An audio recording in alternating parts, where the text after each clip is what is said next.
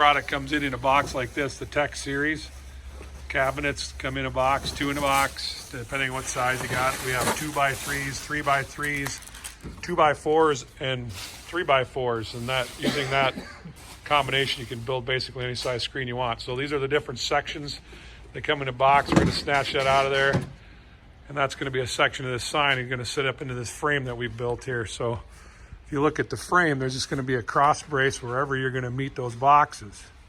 We're going to use some plates here, and those plates are going to hold that each of those cabinets where they join to them each other by the back by sandwiching that together on that frame. So we'll have Sean put that in there. He put a couple shims under there too to give us a little clearance in case the frame's not perfectly square, and or just to keep it up off there so you can get some air through there so it doesn't corrode, you know. So that's the first cabinet, how it sets into place. Look, they're balanced pretty good. There's a side profile of that going on. We should almost have a second person, but I'm doing the video in here, so you can kind of get the idea. Looks pretty stable. Hopefully don't hit the floor. So those boxes are going to meet there. Joe, you want to go over those plates over here? And 2 of the longer bolts, if you would. So that plate here, that 4-hole plate, is going to meet these 4 cabinets, and that's going to just basically make a sandwich there. And we're going to keep that kind of loose to start with because we're going to go down here and down into the cabinets where they meet. There's some additional bolts that can be added. Also levelers here on these. And there's levelers on the bottom so you can actually level off your frame. If you're a little bit crooked. If you're a little crooked, exactly. So we're going to actually put them side bolts in there too. They're smaller ones, and we're not going to tighten the one Sean's working on there until we make sure that face, they meet up and we've set those 2 side bolts. So we'll go ahead and do that, and I'll get back in a minute here and show you the front of this. Now we're going to continue on the ends here where you don't overlap cabinets. We actually cut the plates, and we're going to just tap them into the frame and run our bolts in the end down there. And here in a second, we're going to put the ones that go between. And again, we're keeping all this just snug just to hold things in play until we get these faces leveled and lined up. What you do here is you'll drop the box from the back so you can get at that, access that hole in there to add our little bolts. There's one down below, and those are going to keep our faces together. So we'll do that, and then what we'll do is we'll come around the front as we're tightening that, and we'll make sure we keep the face nice and flat so those stay together really nice first and level so there's no gap in between them. If you look from this way right now, you can see one sticking out a little bit. So it's really important to line that up as you put it together so that face stays nice and flat. And again, we'll work through that process a little bit here, and I'll get back to some more tech tips. There's these little pins on the top too that are going to register to the next cabinet as you sit the next one on top. We're going to have to remove the top of the next set though, because we don't have a place there in the top tube. It's going to fit in between there. And another thing to point out was with this product, in this case, we added a border by using a 1x4 or a 2x4. 2x4. We laid the 4 on edge, and that's what the sign will sit on, or the cabinets will. And then we leave an exposed 2-inch then border. Now you can also build this same basic concept and stay behind it the entire time and not add a frame on the front. So if you're recessing it into another cabinet, or you want a borderless sign on a wall, or you can't have that big a sign to add borders because of codes or whatever, then you just use angle iron across the back, and you'll put angle iron and keep everything contained behind it with the same basic concept. And I'll show a demonstration of that here in a different process or product. Take out the little registration pins for your top layer. Merely put a screwdriver through the hole, turn it loose, and then you can just hand screw them out of there. You will have an exposed hole, which is not a bad idea to stick some silicone in just so water, if it does come around there, doesn't drip down in them holes. Not that it's a problem. If you forget, this is totally waterproof. It's not a big deal. And now that we're getting that bottom section on, something to point out is we're going to want to make sure we build on the opposite side so the weight doesn't want to flip this thing over on us. If you're held from above, it's not as big of an issue, but it's still a consideration one should make. So we'll put the next 2 bottom ones on this side to keep the weight balanced out and continue to build it as such so we don't tip over, as I pointed out. Okay, so now we've got 2 sides on here at the bottom level. And we've put the end pieces on where you can see we've cut the plates down and we tap those in there into the frame. You could weld them on, whatever.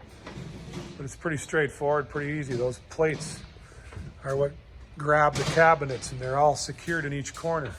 In the middle, they're going to intersect 4 cabinets, and the 4 plates hold that corner together. And then the tube that overlaps that you're tagging onto, in the case that you're doing it in the intersecting 4 points like that, is going to be an 1.5 by 2 inch tube, 2 inches wide, 1.5 inches deep. I think you probably could go 2 by 2 also if you wanted to make it a little beefier. But on these smaller signs, you know, this is plenty good. And I'm going to point out once again, we've made a border around this one. And what we did there is, if you look from the edge, we caught the back side of the 4-inch tube. Okay. And then the cabinet just basically sits right on there and barely sticks out the front. And it's a real nice, clean look. Really, really easy to do. And now that we're done, this screen's going to be accessed only from the front. There's not a lot of room to get in the back side of it, so we're going to close these cabinets up as we assemble this thing. Okay, I'll get back to you with some more here shortly. Now what we're going to do for the top, when the top layer has to go on, because we're going to be pretty tight up there, those pins won't let you sit down, so we take the pins out of the bottom, and then we put the top cabinet on, and then we'll go around the back, and we'll be able to put those pins, screw them back into play to hold that cabinet in place. So that's a good point to make here too. Here we went ahead and screwed these back in the back. You can, like I say, you can put them back in there. And pins, when you move the top layer out to get it out of the way so it clear the frame. And as my companion Sean here said, we could add a washer there if you're doing a real big sign. There's been times where we've put washers in there to help pinch those 2 cabinets together, in addition to these 4 bolts that you can see are being put in there to hold with the plate. So there's kind of what goes on then. So those 4 bolts are going to meet that cabinet and go into those bolt holes. Up here, we're just going to tap into the frame again because it's the outside edge. Sometimes that's angle iron right there rather than a frame around it, depending on your project. I'll get back with more soon. A quick tidbit on the end clamps. We've kind of found it easier just to screw them in and then tap them or weld them on, because then you don't have to pre-line everything up. You just put your screen in there, and then we'll run that bolt in tight, and then we'll tap it in with some self-tappers into our frame right there. Again, you can weld even after you've got your screens put together. It's not going to hurt anything. So just another little tidbit. Be back soon. So what we're going to do here as we're getting towards the end is we got to get inside to be able to hook wires up and put final bolts in and things. So we're actually going to take the module right out of there and get it out of our way. And then we can access the inside of that sign from the front. So this product does not need to be serviced from the rear, but it can be serviced from the rear, front or rear service. So in this case, we're not going to be able to drop them boxes down because it's getting too tight. So everything's going to be done to finalize it from the front by removing the modules. Back at you soon. Here we got another sign that's been actually built into a larger cabinet, which is this, in this case, is routed aluminum faces, and as you can see there, with acrylic backed graphics or whatever. But this is very similar, but you can see they didn't build this with any kind of border around the LED. They did all the fastening behind there, and you can use angle iron or whatever it is you want, but you can see here they just use a little angle iron to catch. And they built this all out of aluminum, and they just caught the back of the box over here and welded onto some framework.